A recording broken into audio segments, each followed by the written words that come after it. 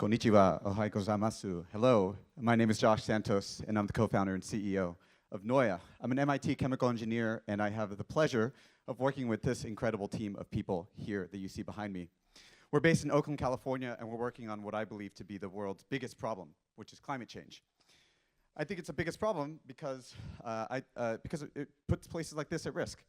I took this picture on mile 5 of a 13-mile hike at a place called Glacier National Park in the United States. And this place, and many others like it, are places that are at risk due to our changing climate. My vision for the future and our vision at Noya is that we can provide the same exact planet that we experienced during our lifetimes to all future humans and generations. And the reason that this is hard is because we are not decarbonizing our planet fast enough to actually allow for us to meet that shared vision that we have at Noya. The gray bit that you see at the top here represents humanity's carbon emissions over the past 50 years. I don't know what that looks like to you, but that looks like it's getting bigger over time to me, and that is in fact the case. We have been growing our emissions dramatically over the past 50 years. The United Nations in 2018 stated for the first time that for us to maintain a chance of giving a happy and healthy planet to future generations, we need to do something called carbon removal, which is a suite of technologies to actively pull historic CO2 emissions out of the atmosphere. We need to scale this industry fast if we want to maintain that vision to the tune of 50% year on year for the next 25 plus years. To say that differently, that's the same thing as growing a new industry from nothing to the size of the oil and gas industry in less than half the time it took the oil and gas industry to get there. That's a massive challenge, and one that is made even harder by the fact that there are new industries that are coming up, specifically artificial intelligence, that's driving up emissions of companies and nations worldwide. It's driving up demand for clean electricity that the rest of us need in order to decarbonize the economy, and it's continuing to drive up the demand for what we're building at Noya, a carbon removal approach. So we have a need to decarbonize. We have challenges that are very real and being made even harder by all of what's happening in the world around us. And thankfully, at Noya, we're building something that's designed for this moment. Our technology is built to permanently remove carbon dioxide from the atmosphere while producing lots of clean water and operating in a very interruptible and intermittent way. We are flexible in how we consume power, and right now I'll tell you how it works. In step 1, we move air through what we call a module. I like to describe our technology as a solar panel for carbon negativity because we can build multiple of the same design to achieve an increasingly large scale. As we move air through that equipment that contains a material that we have engineered to capture both CO2 and water from the atmosphere, the CO2 and water stay behind so that a cleaner, drier air move out of the back of it. In step 2, we turn on electricity. Every other approach to direct air carbon capture, which is what we're developing at Noya, requires a big, expensive piece of capital equipment that makes something hot, like an oven or a kiln or a steam generator. That requires baseload electricity to run efficiently. Baseload meaning 24/7 electricity. That's really hard to get if your main way of delivering and creating renewable power is through solar and wind. We are different in that we can deliver electricity directly to our material that we've engineered and flow currents through it to release the CO2 and water that we've captured. This allows us to be flexible in how we consume power and integrate with existing large loads, and we'll talk more about in a second. When we run power through our material, the CO2 and water come out in a gaseous pure state, and we move them out of our equipment so that we can use the equipment to capture more CO2. We then separate the CO2 and water from each other.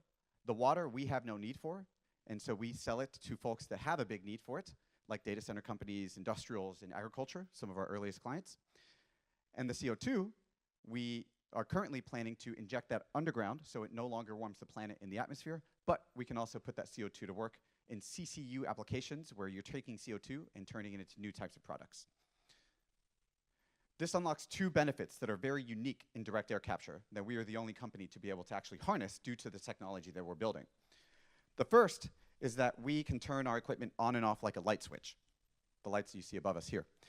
That makes us able to source really cheap, really clean power in a way that no other large industrial climate tech startup can. And it also allows us to integrate with large existing loads like data centers and other large loads to use the excess power that they are not consuming to consume it ourselves. to create CO2 removal. The second benefit I mentioned, we produce lots of water from the atmosphere. We produce between 5 to 7 tons or 5 to 7 cubic meters of water per ton of CO2 that we capture. We have no need for that water. And we believe that at our full commercial capacity of 1 million tons per year with our technology, that water can change the lives of many people around our projects, especially if we're building in water-stressed areas.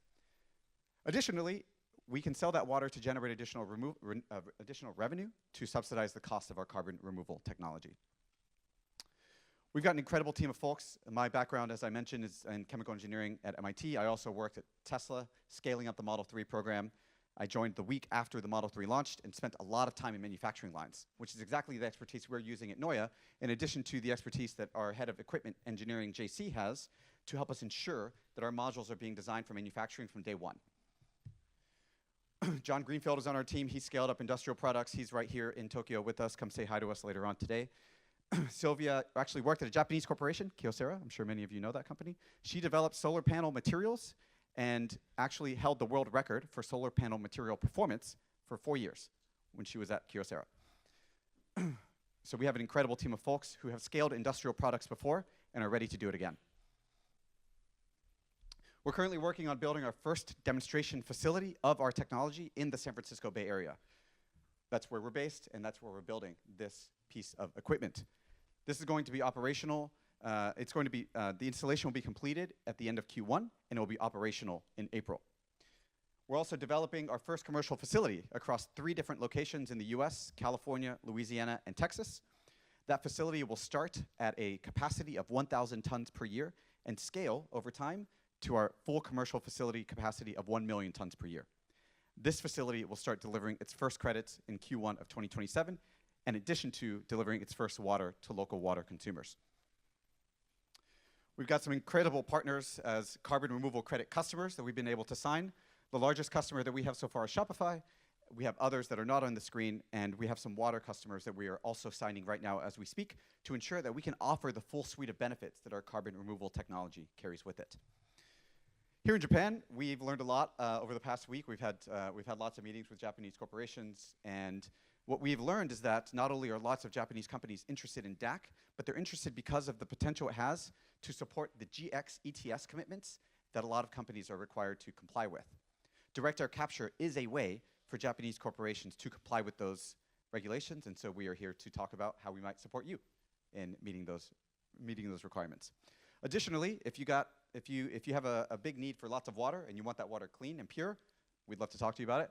And if you're looking to invest new project capital or equity capital into a very young and exciting startup that's talking about changing the world, we'd love to talk to you. As I said, John, my colleague, and I are going to be right across the way here over lunch. This is a picture of the very first module that we built here at our office in Oakland, or in our office in Oakland. And we'd love to continue the conversation and tell you what the heck's actually going on inside of this thing. Thank you very much for your time, and really looking forward to talking.